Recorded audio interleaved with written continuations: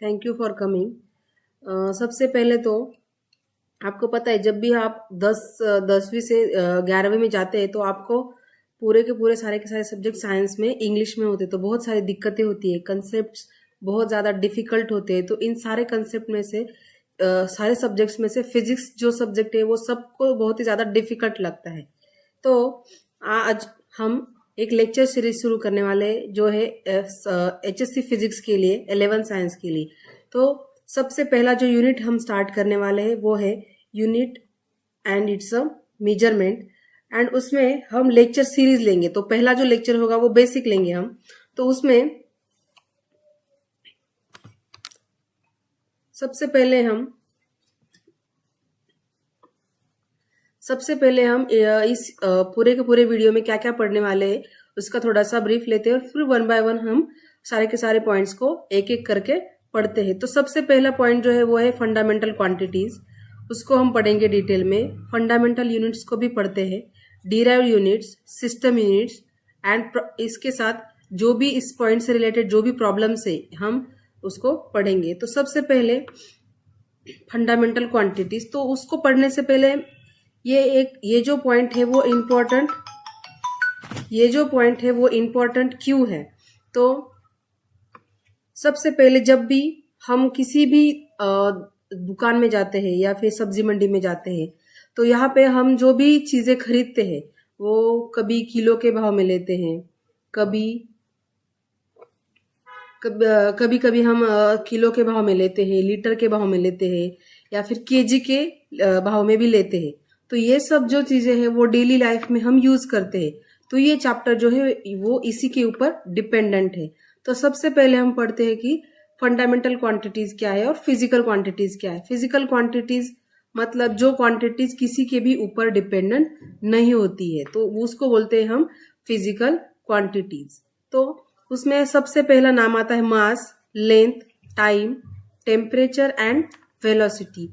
ये जो चीजें हैं जो मैंने अभी बताई है एग्जांपल्स, ये फिजिकल क्वांटिटीज है। ये फिजिकल क्वांटिटीज इसलिए है क्योंकि ये किसी के ऊपर भी डिपेंडेंट नहीं है। मास किसी के ऊपर डिपेंड है क्या? नहीं, मास को हम डायरेक्टली केजी में, ग्राम में इसमें बोलते हैं। लेंथ जो है, लेंथ को हम सेंटीमीटर में, मीटर में इसको मेजर करते हैं, लेकिन वो जो लेंथ है वो किसी और क्वांटिटी के ऊपर डिपेंडेंट नहीं है, वो अपनी खुद की क्वांटिटी है। तो इसी के लिए हम इसको बोलते हैं फिजिकल क्वांटिटी और फंडामेंटल क्वांटिटीज। ठीक है। उसके बाद जो फिजिकल क्वांटिटी और फंडामेंटल क्वांटिटी है वो जो है वो दो पार्ट में डिवाइडेड है। फर्स्ट तो ये कि न्यूमेरिकल वैल्यू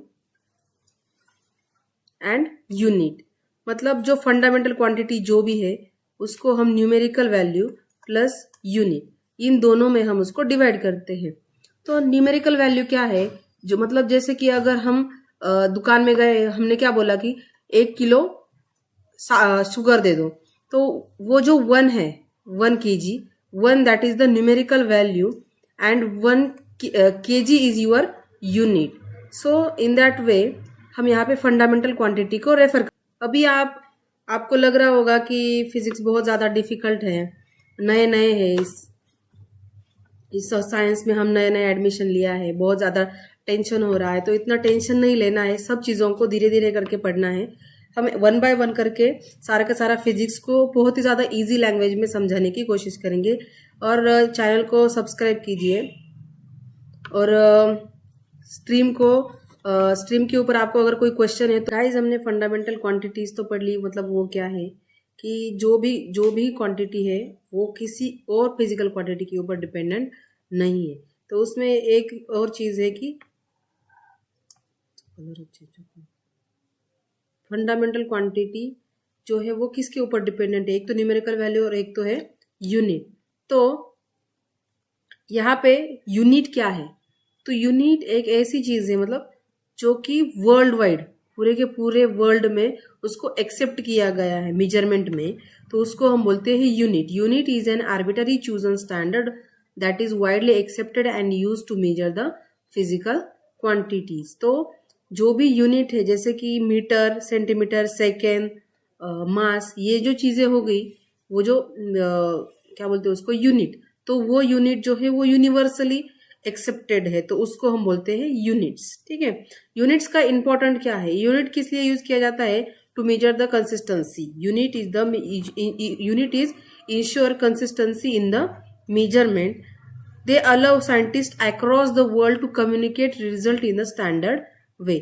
मतलब इंडिया में कोई एक रिसर्च हो गया, एक यूके में हो गया, जापान में हो गया, सब जगह पे अगर कोई ना कोई रिसर्च चल रहा है तो उस रिसर्च को स्टैंडर्डाइज करने के लिए कोई एक तो क्वांटिटी होनी चाहिए, वरना हर जगह पे क्या होगा, जापान ने कुछ रिसर्च कर लिया तो उसका रिजल्ट अलग दिखेगा, यूके में अलग दिखेगा, इंडिया में कुछ अलग दिखेगा।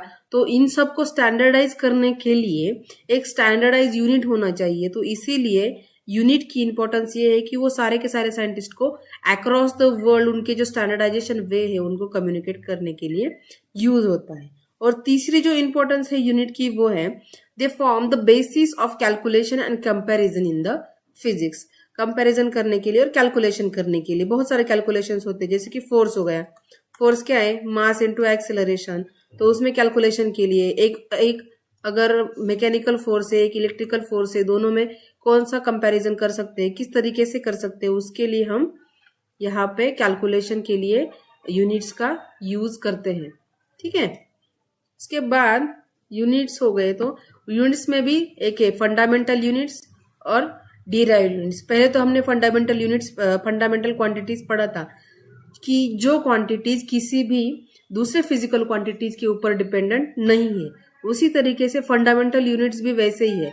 Fundamental units are the standard units used to measure the fundamental quantities. मतलब जो भी फंडामेंटल क्वांटिटीज हमने बोली, जैसे कि लेंथ हो गया, मास हो गया, टाइम हो गया, उसको मेजर करने के लिए कोई ना कोई तो स्टैंडर्डाइज यूनिट होना चाहिए। तो वो जो यूनिट्स है तो उसको हम बोलेंगे फंडामेंटल यूनिट्स। फंडामेंटल क्वांटिटीज को मेजर करने के लिए जो भी यूनिट्स यूज होते हैं उसको बोलते हैं फंडामेंटल यूनिट्स। ठीक है, तो जो लेंथ है, लेंथ के लिए क्या यूज करेंगे हम यहाँ पे, मीटर, मास के लिए किलोग्राम, टाइम के लिए सेकंड है, टेम्परेचर के लिए केल्विन, इलेक्ट्रिक करंट के लिए ampere, and amount of substance, मतलब सब्सटेंस का अमाउंट कितना है उसके लिए मोल यूज करते हैं, एंड ल्यूमिनेसेंस इंटेंसिटी, इंटेंसिटी के लिए कौन सा यूनिट है इधर, कैंडेला। ठीक है, तो ये हो गए हमारे फंडामेंटल यूनिट्स। फंडामेंटल यूनिट्स के साथ साथ ऑलरेडी मैंने बोला है कि डिराइव्ड यूनिट्स भी होते हैं।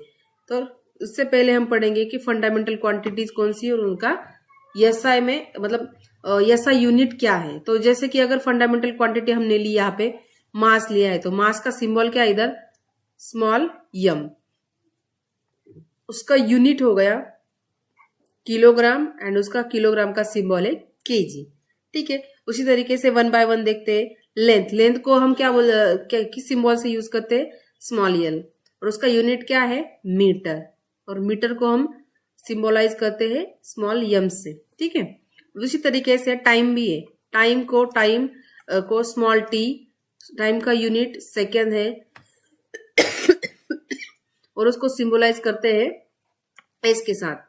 करंट को आई बोलते हैं और उसका यूनिट है एम्पेयर और उसको कैपिटल ए में लिखते हैं। ठीक है, टेम्परेचर को टी बोलते हैं, मतलब टी, और उसका सिंबल है, और केल्विन उसका यूनिट है, और यूनिट का सिंबल जो है वो है के।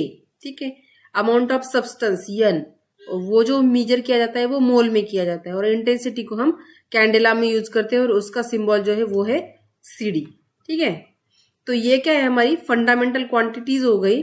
ये फंडामेंटल क्वांटिटीज है, क्वांटिटीज के सिंबल है, इसके साथ इसका ऐसा यूनिट एंड उसके सिंबल्स हो गए। ठीक है, ये हो गए हमारी फंडामेंटल क्वांटिटीज। उसके बाद है डिराइव्ड क्वांटिटीज। तो डिराइव्ड क्वांटिटीज क्या है कि जो फिजिकल क्वांटिटीज फंडामेंटल क्वांटिटीज के ऊपर डिपेंडेंट है। जैसे कि एग्जांपल ले लो, एरिया। यहाँ पे देखो जो एरिया है, एरिया का फॉर्मूला है length into breadth into height.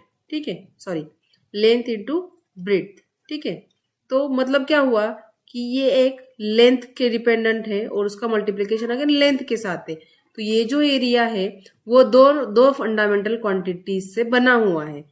तो उसका मतलब यही है कि जो डिराइव्ड क्वांटिटीज है वो दो या फिर दो से ज्यादा फंडामेंटल क्वांटिटीज के ऊपर डिपेंडेंट है।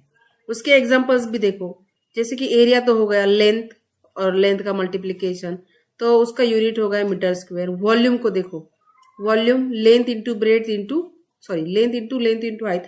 यहाँ पे स्क्वायर का एग्जांपल लिया है, लेकिन हम उसको ये भी कर सकते हैं length into breadth into height. So metre into metre that is metre cube. दूसरी एक क्वांटिटी है वेलोसिटी। वेलोसिटी तो आपको पता ही है, लेंथ पर यूनिट टाइम। ठीक है, लेंथ का यूनिट है यम एंड टाइम का यूनिट है सेकेंड। ठीक है, तो ये हो गया डिराइव्ड, मतलब वेलोसिटी ये दो क्वांटिटीज के ऊपर डिपेंडेंट है, मीटर एंड सेकेंड। ठीक है, लास्ट का हमने एग्जांपल लिया है acceleration. Acceleration is what? Velocity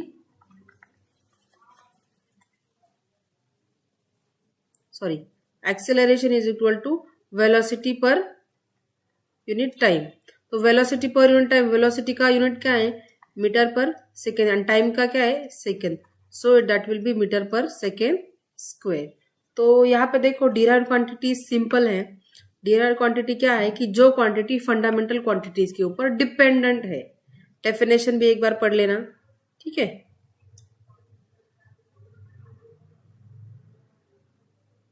एक एग्जांपल लेते हैं, वेरी शॉर्ट, एक नहीं 4-5 है। तो अब मैं पहला एक एग्जांपल लेती हूँ, फिर बाकी के जो एग्जांपल है वो आप पढ़ सकते हो। ठीक है, तो फोर्स का लेते हैं। फोर्स क्या है? Mass into acceleration. तो मास का तो अभी यूनिट देखना है ना हमें, ये सही यूनिट। तो मास का यूनिट क्या है इधर? केजी। एक्सेलरेशन क्या है हमारा इधर? पहले तो एक देखो, मास, एक्सेलरेशन क्या है? Velocity per unit time. हमने वेलोसिटी को ऑलरेडी देखा था, क्या था उसका? Metre per second square. तो हम क्या करेंगे, मास को केजी में लिख दिया, फिर उसको क्या करेंगे, वेलोसिटी एक्सेलरेशन से मल्टीप्लाई कर दें, मीटर पर सेकेंड स्क्वायर। तो KG metre per second square, ये हो गया हमारा फोर्स का एसआई यूनिट। ठीक है, तो बाकी के जो 4 एग्जाम्पल है वो आपके लिए है, वो आप प्रैक्टिस करो। और अगर कोई दिक्कत है तो मुझे कमेंट बॉक्स में बोलना, फिर हम उसको करेंगे फिर से। ठीक है, उसके बाद सिस्टम ऑफ यूनिट्स। ये बहुत ही प्यारी चीज है, क्योंकि जहां पे सिस्टम ऑफ यूनिट्स का मतलब क्या है कि जो भी क्वांटिटीज, फिजिकल क्वांटिटी या फिर फंडामेंटल क्वांटिटीज है, वो एरिया वाइज चेंज होती जाती है। तो उसको हम बोलते हैं set of system of units. These are not universally accepted but that are usually used in area wise. जैसे कि यहाँ पे देखो, मेजर सिस्टम में पहले एफपीसी लिया गया है। FPC system, foot, pound and second. मतलब ऐसे भी कोई ऐसी कंट्रीज है जहां पे लेंथ को फुट में, वेट को और वेट को हम पाउंड में और टाइम को तो सेकंड में ही मेजर करते हैं। एक सीजीएस सिस्टम है। सीजीएस सिस्टम में लेंथ को सेंटीमीटर में मेजर करते हैं, वेट को ग्राम में और टाइम को सेकंड में। और तीसरा है एमकेएस सिस्टम। एमकेएस सिस्टम में लेंथ को मीटर में, वेट को केजी में और टाइम को सेकंड में मेजर करते हैं। और लास्ट वाला जो है वो है SI unit, international system of units. ये जो है ये यूनिवर्सली एक्सेप्टेड है, मतलब पूरे के पूरे वर्ल्ड में इसको, इस एसआई सिस्टम को एक्सेप्ट किया जाता है। और ये जो 3 चीजें मैंने बोली, एफपीएस, सीजीएस एंड एमकेएस, ये जो है ये डिपेंडेंट है एरिया वाइज, कहाँ पे कौन से यूज किए जाते हैं। ठीक है, तो सबसे पहले सीजीएस सिस्टम। तो सीजीएस सिस्टम में देखो, centimetre, gram and second. Fundamental unit इसमें क्या है? लेंथ है, मास एंड टाइम है। जैसे कि मैंने ऑलरेडी बोला है, लेंथ को हम सेंटीमीटर में मेजर करते हैं, मास को ग्राम में करते हैं, टाइम को सेकंड में करते हैं। ये जो है वो स्मॉल स्केल में मेजरमेंट यूज किया गया है, मतलब commonly used in small scale. Like जैसे दुकान में जाते हैं तो वहां पे ग्राम में, सोनार की दुकान में जाते तो ग्राम में होता है, उसी तरीके से स्मॉल स्केल में यूज किया जाता है। जैसे ग्राम में तो हम सब चीजें तो ग्राम में लेते नहीं है, लेकिन हम गोल्ड को, सिल्वर को ग्राम में ले सकते हैं, क्योंकि उसकी वैल्यू बहुत ज्यादा है ना, इसलिए। तो ये जो सीजीएस सिस्टम है वो स्मॉल स्केल में यूज किया गया है। उसके बाद जो है वो एफपीएस सिस्टम है। तो एफपीएस सिस्टम में फुट, पाउंड एंड सेकेंड। ठीक है, तो वो जो एफपीएस सिस्टम है, एफपीएस सिस्टम को मोस्टली इंजीनियरिंग एप्लीकेशंस के लिए यूज किया जाता है यूनाइटेड स्टेट्स में। मोस्टली इंडिया में तो इसको यूज नहीं किया जाता है, लेकिन ठीक है हमारे लिए है, इम्पोर्टेंट है वो। उसके बाद है third MKS system, metre, kilogram and second. अभी आपको तो नाम से ही पता चल गया होगा कि लार्ज स्केल जो मेजरमेंट है टन्स में, किलोज में, उसको ये यूज किया, ये जो यूनिट्स है उसको यूज किए जाते हैं। तो ये जो एमकेएस सिस्टम है वो लार्ज स्केल मेजरमेंट्स के लिए यूज की जाती है। तो जो हमने पढ़ा था कि एसआई यूनिट्स क्या है, यूनिवर्सली एक्सेप्टेड है। तो वो जो एसआई यूनिट्स है इसको 7 फंडामेंटल यूनिट्स बोलते हैं। तो वही है length, mass, time, electrical current, temperature, amount of substance, luminous intensity, ये 7 बेसिक यूनिट्स है और डिराइव्ड यूनिट्स भी है। इसी को यूज करके डिराइव्ड यूनिट्स बनाए जाते हैं। ठीक है, तो एसआई यूनिट्स में इतना ही याद रखना है कि SI units are universally accepted and technically used in all the scientific and technical measurements। ठीक है, उसके बाद है सप्लीमेंटरी क्वांटिटीज। तो supplementary quantities are not the categorise as a fundamental and derived quantities but are essential for specific measurements. These are like in the geometrical nature, जहाँ पे angle या फिर हॉलो कोन इस तरीके से जो सिमेट्री और क्या बोलते हैं उसको ज्योमेट्री है, तो उस ज्योमेट्रीज को चेक करने के लिए या फिर उसका स्टडी करने के लिए सप्लीमेंट्री क्वांटिटीज यूज करते हैं। तो उसमें पहली जो सप्लीमेंट्री क्वांटिटी है, सबसे पहले सप्लीमेंट्री क्वांटिटी को याद रखो। सप्लीमेंट्री क्वांटिटी जो है वो किसी भी कैटेगरी में नहीं आती है, ना कि फंडामेंटल क्वांटिटीज में, ना कि डिराइव्ड क्वांटिटीज में, बट ये स्पेसिफिकली इसेंशियल है मेजरमेंट्स के लिए। कौन से मेजरमेंट्स के लिए? जो ज्योमेट्रिकली मेजरमेंट है, जैसे कि कोन हो गया, एंगल हो गया, उसके लिए। ठीक है, तो सबसे पहले types of supplementary quantities. Supplementary quantity के 2 टाइप है, एक है प्लेन एंगल और दूसरा है सॉलिड एंगल। तो प्लेन एंगल क्या है? Represents the angle between 2 intersecting lines of और सरफेस। तो मतलब जहां पे 2 लाइंस है, 2 लाइंस के बीच में जो भी एंगल है, तो उस एंगल को हम बोलेंगे plane angle.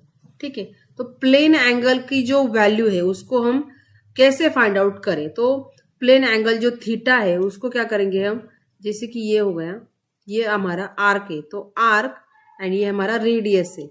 Arc divided by अगर रेडियस करते हो तो आपको एंगल थीटा मिल जाएगा।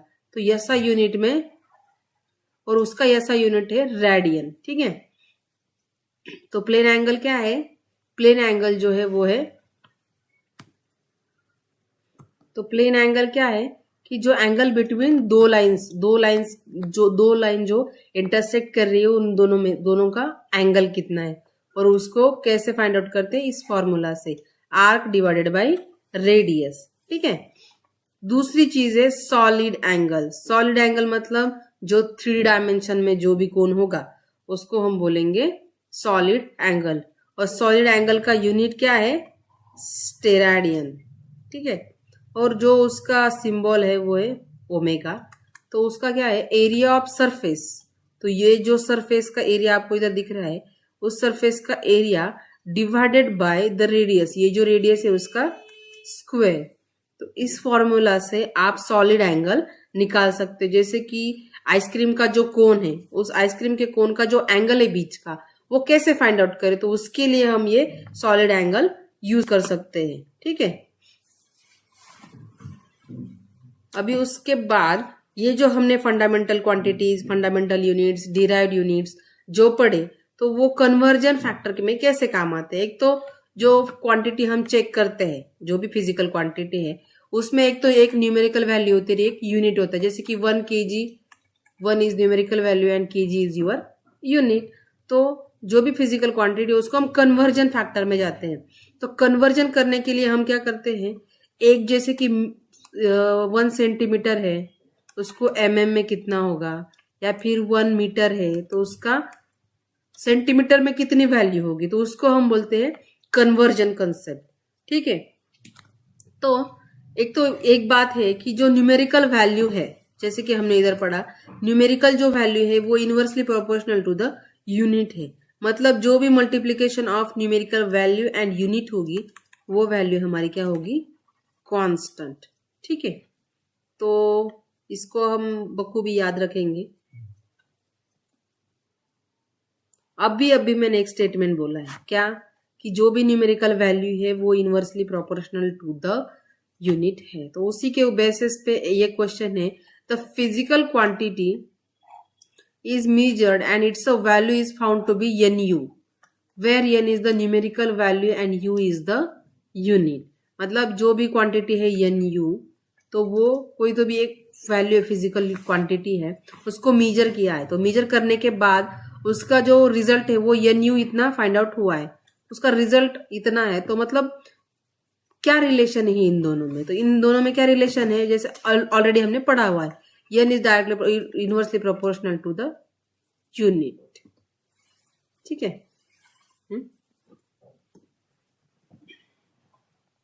ठीक है, तो हमारा ऑप्शन कौन सा होगा फिर इधर, ये वाला। इसके बाद ये देखो, ये जो है वो है प्रेफिक्स ऑफ SI यूनिट, सबसे ज्यादा इंपॉर्टेंट, क्योंकि कन्वर्जन फैक्टर में ये चीजें किसी को भी आती नहीं है। मतलब सेंटीमीटर से मीटर में, गीगा को किसी और कन्वर्जन फैक्टर में लेके जाओ, ये आज किसी को भी नहीं आता है। तो देखो, जैसे कि हमारी कोई भी एक न्यूमेरिकल लाइन है, तो जब ये 0 से शुरू होती है तो वो पॉजिटिव डायरेक्शन में जाती है। ठीक है, एक पॉजिटिव डायरेक्शन में जाती है, एक निगेटिव डायरेक्शन में जाती है। तो जो पॉजिटिव और निगेटिव डायरेक्शन में जाती है, जैसे कि 10, 10⁻², 10⁻³ 10⁻⁴ 10⁻⁵, ऐसे बढ़ती जाएगी। उसी तरीके से इधर 10⁻⁻1 10⁻⁻2 10⁻⁻3 10⁻⁻4। तो ये जो न्यूमेरिकल लाइन पे जो भी चेंजेस है, वो जो चेंजेस है वो यहाँ पे दर्शाए गए इस फॉर्मेट में। ठीक है, तो मतलब देखो, इधर से इधर 0 है बीच में, तो 0 के बाद, सॉरी इधर ये 0 है, ये 0 के बाद ये ऊपर जो जा रहा है ये पॉजिटिव डायरेक्शन है और ये वाला निगेटिव डायरेक्शन है। ठीक है, तो 10⁻1 जब आता है 0 के बाद 10⁻1, इधर देखा, तो ये जो 10⁻1 है उसको हम डेका बोलते हैं। ठीक है, डेका। 10⁻2 आया तो उसको बोलते हैं हेक्टा, 10⁻3 आया तो किलो, ये तो सबको पता ही होगा। और 10⁻6 मतलब एक के ऊपर 6 जीरो जब आते हैं तो उसको हम बोलते हैं मेगा, और जब एक के ऊपर 9 जीरो जब आते हैं तो उसको बोलते हैं हम गीगा। ठीक है, तो गीगा मतलब बहुत ज्यादा बड़ी क्वांटिटी हो गई। इसको हमने एग्जांपल के थ्रू इधर भी दिखाया है, 1 गीगाहर्ट्ज, 1 गीगामीटर, 1 मेगामीटर, 1 किलोमीटर, 1 हेक्टामीटर, 1 डेकामीटर। ठीक है, तो मतलब ये जो चीजें है वो कन्वर्जन फैक्टर से। उसके बाद अगर निगेटिव लाइन में अगर हम जाते हैं 0 से निगेटिव में, तो सबसे पहली क्वांटिटी आती है डेसी। डेसी मतलब 10⁻⁻1। ठीक है, 10⁻⁻1। उसके बाद आती है सेंटी। सेंटी मतलब 10⁻⁻2, और we can call it as a centimetre, decimetre, ये तो सबको पता ही है। उसके बाद है मिलीमीटर, 10⁻⁻3।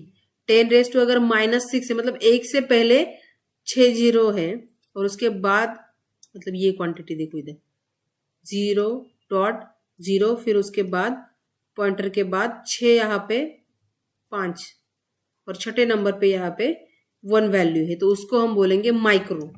उसके बाद सेम अगर 9 नंबर पे, अगर 0 के बाद 0 और पॉइंटर के बाद अगर 9 नंबर पे यहाँ पे हमारा 1 आ रहा है तो उसको हम क्या बोलेंगे, नैनो। अगर 12 नंबर पे आ रहा है तो उसको हम बोलेंगे पीको। ठीक है, इसको अच्छे से याद करके रखो, ये बहुत ही ज्यादा इंपॉर्टेंट है, हर जगह पे यूज होता है। कन्वर्जन फैक्टर में सबसे ज्यादा इंपॉर्टेंट यही चीज है। हम 1-2 एग्जाम्पल लेंगे। तो ये सबसे पहला एग्जाम्पल है 72 किलोमीटर पर आवर। इसको क्या करना है, CGS यूनिट में। अभी हमारा CGS यूनिट क्या है, C यानी सेंटीमीटर, G यानी ग्राम और S यानी सेकेंड। ठीक है, तो हमें इधर कौन सा दिया गया है, किलोमीटर एंड आवर। तो किलोमीटर को किस में कन्वर्ट करना है अभी हमें, सेंटीमीटर में, और आवर को किस में कंसिडर करना है हमें अभी, सेकेंड्स में। तो सबसे पहले 1 किलोमीटर जो है वो क्या है, 1000 मीटर। ठीक है, और जो 1 मीटर है तो वो क्या है हमारा 100 सेंटीमीटर। हमें क्या चाहिए, सेंटीमीटर। तो 1 सेंटीमीटर इज इक्वल टू कितना हुआ अभी हमारा, 1/100 मीटर। ठीक है, अभी ये जो 1 से 100 सॉरी यहाँ पे जो वैल्यू है मीटर की, उसको क्या करेंगे हम इधर डाल देंगे, क्योंकि हमें क्या करना है इसको सेंटीमीटर, सॉरी ये जो वैल्यू है इनको इधर डालेंगे।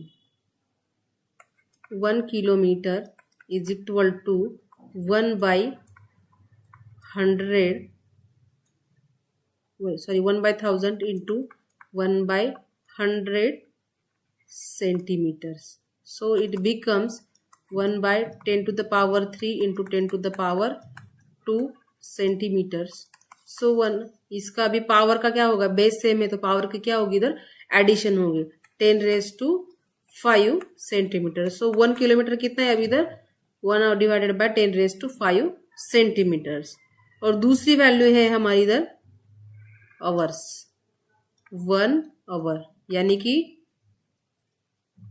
60 मिनट्स एंड 60 इंटू 60, यानी कि मैंने क्या किया इधर मिनट को सेकेंड में कन्वर्ट कर दिया, तो ये क्या होंगे 3600 सेकेंड। तो अभी यहाँ पे जाते हैं, जो प्रॉब्लम है पहले 72 kilometre per hour is equal to 72 into kilometre कितना हुआ अभी इधर हमारा 1 डिवाइडेड बाय 10⁵ एंड आवर कितना हुआ इधर 3600। ठीक है, तो अभी इसको, तो गाइस हम एग्जांपल लेते हैं एक SI यूनिट का कन्वर्जन का। तो सबसे पहले देखो कि हमारे पास क्या है 72 है किलोमीटर पर आवर, तो उसको क्या करना है हमें CGS पे, C यानी सेंटीमीटर, G यानी ग्राम और S यानी सेकेंड।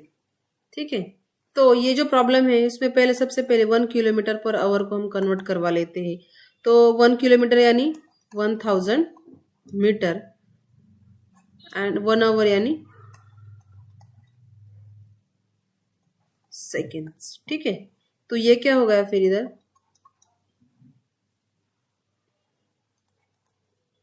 5/18, एक कॉमन फैक्टर से उसको डिवाइड कर लेते, तो ये हो गया हमारा 5/18 मीटर पर सेकेंड। तो यहाँ पे देखो अभी हमारे पास क्या है कि 72 किलोमीटर पर आवर है, तो 72 को क्या करेंगे अभी इधर किलोमीटर पर आवर को यहाँ से कन्वर्ट करवा देते, 72 multiply by 5/18 metre per second. तो ये जो कैलकुलेशन है उसमें देखो 72 को अगर 18 से डिवाइड कर दे तो 4 आता है, तो 4 multiply by 5 that is 20 metre per second. लेकिन अभी भी देखो ये जो क्वांटिटी है वो क्या है मीटर में, हमको क्या चाहिए सेंटीमीटर में चाहिए, तो फिर से हम इसको मीटर पर सेकेंड को कन्वर्ट करवाते हैं। मीटर को सेंटीमीटर में कितने होते हैं, 1 मीटर यानी 100 सेंटीमीटर पर सेकंड। तो ये जो है यहाँ पे देखो 20 मल्टीप्लाई बाय 100 सेंटीमीटर पर सेकंड, तो 20 इंटू 100 दैट इज 2000 सेंटीमीटर पर सेकंड। तो ये हो गया हमारा कन्वर्जन फैक्टर। ठीक है, ऐसे बहुत सारे प्रॉब्लम्स है लेकिन आज हम एक ही लेंगे, धीरे धीरे करके सारे के सारे प्रॉब्लम हम सॉल्व करेंगे। हमारे चैनल को ऐसे ही वीडियो देखने के लिए हमारे चैनल को सब्सक्राइब कीजिए, लाइक और